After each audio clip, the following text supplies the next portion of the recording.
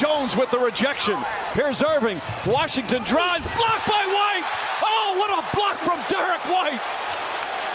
This might have been a foul, but it's plays like these that have made the Celtics so unbelievably good. Heading into the playoffs, the Celtics were widely expected to make the finals. They breezed through the Eastern Conference and now face the Dallas Mavericks in the NBA Finals. And let me tell you, games 1 and 2 were not pretty for the Mavs. The Mavs lost the first 2 games of the series and definitely need to make some adjustments to come back in this series. On the other hand, the Celtics have dominated both the regular season and the playoffs. This raises an important question. Why have they been so dominant, especially against a team like the Mavericks? When you look at this matchup on paper, it seems like both teams match up well, but the first 2 games tell us a different story. The Celtics roster depth has been one of the key reasons to their all-round success. Their starting lineup boasts 5 all-star caliber players, and in the first 2 games, the Celtics starters have come to play, even with Porzingis playing limited minutes because of injury. The Celtics starting lineup hasn't outscored the Mavericks starters by a significant amount,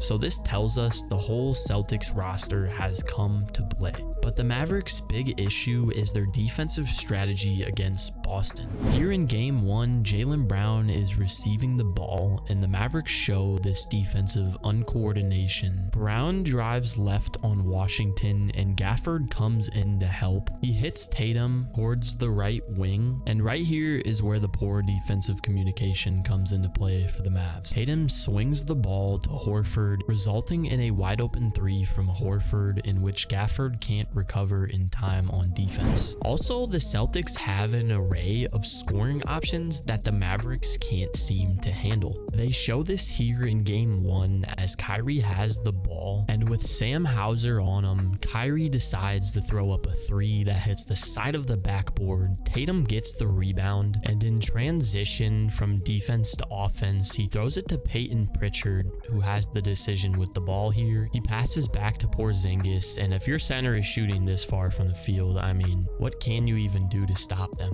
All 5 Celtics players can shoot the ball, so not much you can really do. Not only do the Mavericks lack an effective defensive strategy, but their only standout player has been Luka, who has carried this team to the finals. For the Mavericks to have a chance, players like Kyrie and Derek Lively, even though he's a rookie, need to make a significant impact, as they did in the Timberwolves series. A lot of this lack of offense is due to the Celtics' glaring defensive talent. They rank number 2 this season with their defensive rating, and here's a graph showing all 16 teams that played in the playoffs this year and their defensive rating. At the bottom, you have the Suns and the Knicks with the worst ratings in the playoffs. Towards the middle, you have the Mavs and the Cavs. And at the top are the best defenses in the playoffs with the Thunder and the Magic.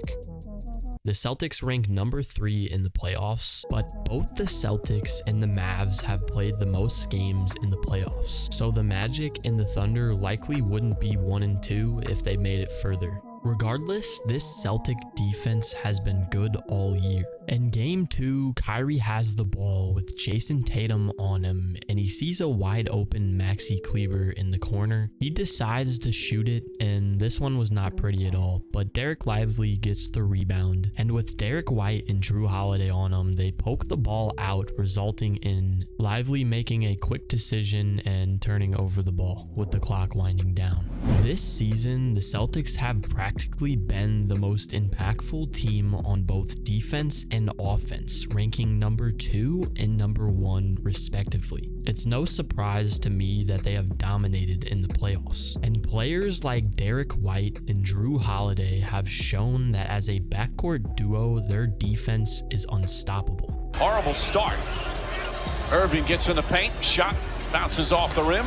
It's remarkable when your guard duo includes 2 of the best perimeter defenders in the league. Additionally, Kristaps Porzingis has made a significant impact since returning. Playing only 22 minutes per game, he's averaged 16 points, 5 rebounds, and 56% shooting. His presence has been crucial for the Celtics, who missed him during some of those close games in the Eastern Conference. Boston still flew through the Eastern Conference, but they definitely needed Porzingis back for the finals. Even if they missed him, the Celtics still dominated the Eastern Conference, making it seem like the East was a cakewalk. And they continued this against the Mavs and have not stopped. One might expect a single standout player on the Celtics, but it's been a collective team effort from start to finish. This graph illustrates this. It shows every single team in the playoffs and their PIE. PIE stands for Player Impact Estimate, which just shows how impactful a player is to their team as a rating. And this stat as a team is just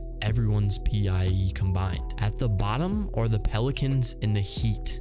You will see the Nuggets and the Sixers in the middle, and at the top are some of the most well-rounded teams with the Timberwolves and the Thunder. And here are where the Celtics rank, at the number 1 spot with a PIE of almost 56 as a team. This proves it hasn't been one man carrying the load, but a collective effort as a team together. But one man has shown he is the best player on the Celtics. Well, Jalen's the best player, so just looking at what he does defensively. Jaylen Brown has been very valuable to the Celtics' playoff success, showcasing his all-round skill on both ends. In Game 2, the Mavericks are coming up off of defense with the ball, and Luka has it in his hands here, and Jaylen Brown is behind him trailing. He picks his pocket, and it's this overwhelming defense that causes more turnovers for Luka. After the steal, Horford leads the transition offense, and Kyrie can't cover 2 guys, so he passes to Holiday for the easy layup, and this play happened all because of Jaylen Brown's steal. Now you would think, looking at the Celtics, their best player would be Jason Tatum, but the finals have proved this theory to be incorrect. Tatum has been great in the playoffs, but his consistency and efficiency from the field has been lacking. Tatum has struggled shooting 32% from the field in the finals. However, his team is still winning comfortably. Tatum has not lived up to the high expectations in the finals, but the Celtics are still winning by good margins. And he doesn't need to play amazing because his supporting cast makes up for it. They kept leaving Drew open, and so it wasn't like I had to do anything spectacular. It was just about finding an open guy. Despite the Celtics' dominance, there are various reasons for their success. Consistency on both ends, roster depth, and key players like Drew Holiday, Derek White, and Kristaps Porzingis are the main reasons for me. But why do you guys think the Celtics have been so good in this finals matchup? And who do you guys predict will win it all? Thank you for watching though. Subscribing would be greatly appreciated, and God bless all of you.